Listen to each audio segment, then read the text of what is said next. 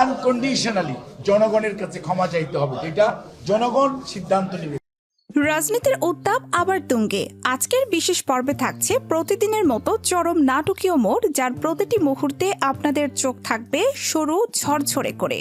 প্রথমে উঠে এসেছে ডাক্তার জাহিদের চরম দাবি, আওয়ামী লীগকে জনগণের কাছে নিঃশর্ত ক্ষমা চাইতে হবে। এই কথার পরে রাজনীতির মহল উত্তপ্ত হয়ে উঠেছে। প্রশ্ন উঠেছে, এই ক্ষমা চাওয়ার প্রক্রিয়া কি সত্যি পরিবর্তন সম্ভব, নাকি এটি কেবল একটি রাজনৈতিক নাটক মাত্র? ডাক্তার জাহিদ আরও স্পষ্ট করে বলেছেন, জনগণ যদি মনে করে সরকারের কিছু কর্মকাণ্ড অন্যায়ের সীমা লঙ্ঘন করেছে, তবে তাদের কাছে ক্ষমা চাওয়ার কোনো বিকল্প নেই। তবে অন্যদিকে দেখা যাচ্ছে বিএনপি এখনো কিছু দ্বিধায়। তারা কেন আওয়ামী লীগকে নিষিদ্ধ করতে চায় না, এই প্রশ্নটি এখন সবার মুখে মুখে ঘুরছে। রাজনৈতিক বিশ্লেষকরা বলছেন, বিএনপির অবস্থান আসলে অত্যন্ত কৌশলপূর্ণ। সরাসরি নিষিদ্ধ করার মতো পদক্ষেপ নিলে সমর্থকদের মতো বিভাজন সৃষ্টি হতে পারে। অন্যদিকে সরকারও নানাভাবে তাদের ক্ষমতায় রাখতে চায়। রাজনৈতিক এই খেলায় এমনকি ছোট ছোট দলগুলিও অবাক করছে। এদিকে আবার এনসিপির শাপলা নাদিয়ার তালবাহানা এই বিতর্কের নতুন মাত্রা যোগ করেছে।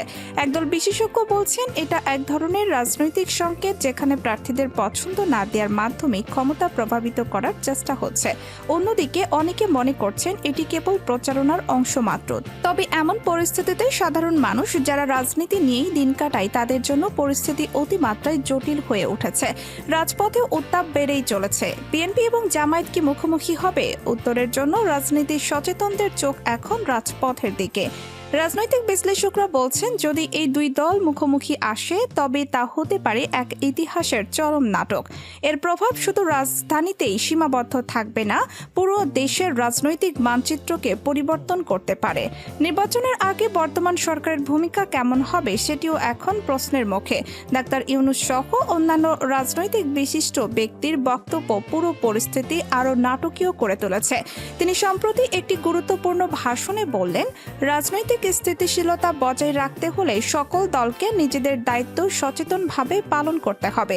কিন্তু বাস্তবে সেটা কি সম্ভব? রাজনৈতিক সমালোচকরা বলছেন, যে রাজনৈতিক নাটক আমরা দেখতে পাচ্ছি তা কেবল প্রারম্ভ। আওয়ামী লীগ, বিএনপি, জামায়াত, এনসিপি সব দলই এখন সজাগ। তারা প্রত্যেকেই নিজেদের অবস্থান শক্ত করতে চাইছে। রাজনীতির এই নাটকীয় মোড় প্রতিদিন নতুন নতুন চমক নিয়ে আসছে। ভোটকে কেন্দ্র করে দলগুলোর কৌশল, রাজপথের আন্দোলন, মিডিয়ায় প্রচার, সবকিছু এখন একে অপরের সাথে জটিলভাবে জড়িয়ে গেছে। প্রশ্ন এখন শুধু একটাই, এই রাজনৈতিক নাটক কবে থামে? বিশেষজ্ঞরা বলছেন, নির্বাচনের আগে রাজনৈতিক উত্তাপ কখনোই কমে না। তবে সাধারণ মানুষ চাইছে শান্তি, স্থিতিশীলতা এবং ন্যায় বিচারের নিশ্চয়তা। রাজনীতি যে কেবল নির্বাচনের মঞ্চ নয়, বরং জীবনের প্রতিটি জায়গায় প্রভাব বিস্তার করে, সেটা আমরা এই নাটকীয় পরিস্থিতি থেকে স্পষ্টভাবে দেখতে পাচ্ছি। এবং এখন সম্প্রতি একটি গুরুত্বপূর্ণ তথ্য সামনে এসেছে। মির্জা ফখরুল স্পষ্ট করে বলেছেন, ফেব্রুয়ারিতেই নির্বাচন, সন্দেহের কোনো সুযোগ নেই। এই ঘোষণার পর রাজনীতির উত্তাপ আরও বেড়েছে। ভোটের সময়সূচি নির্ধারণ হওয়ায় সব দলের কৌশল, রাজপথের প্রস্তুতি এবং মিডিয়া প্রচারণা একেবারে চরম নাটকীয়তায় প্রবেশ করেছে। এটি শুধুই রাজনৈতিক ঘোষণা নয়, বরং দেশের রাজনৈতিক ইতিহাসে একটি উল্লেখযোগ্য মুহূর্ত। আজকের পর্বে আমরা দেখেছি ডাক্তার জাহিদের চরম দাবি, বিএনপির দ্বিধা, এনসিপির তালবাহানা, রাজপথের উত্তাপ, বর্তমান সরকারের ভূমিকা, ডাক্তার ইউনূসের বক্তব্য এবং মির্জা ফখরুলের স্পষ্ট ঘোষণার পর রাজনৈতিক পরিস্থিতি। এগুলো সবই মিলিয়ে তৈরি করছে এক নাটকীয় পরিস্থিতি, যা বাংলাদেশের রাজনৈতিক ইতিহাসে উল্লেখযোগ্য হয়ে থাকবে। ভিডিওটি যদি আপনাদের কাঁপিয়ে দেয়, লাইক দিন, কমেন্ট করুন এবং চ্যানেলটি সাবস্ক্রাইব করতে ভুলবেন না।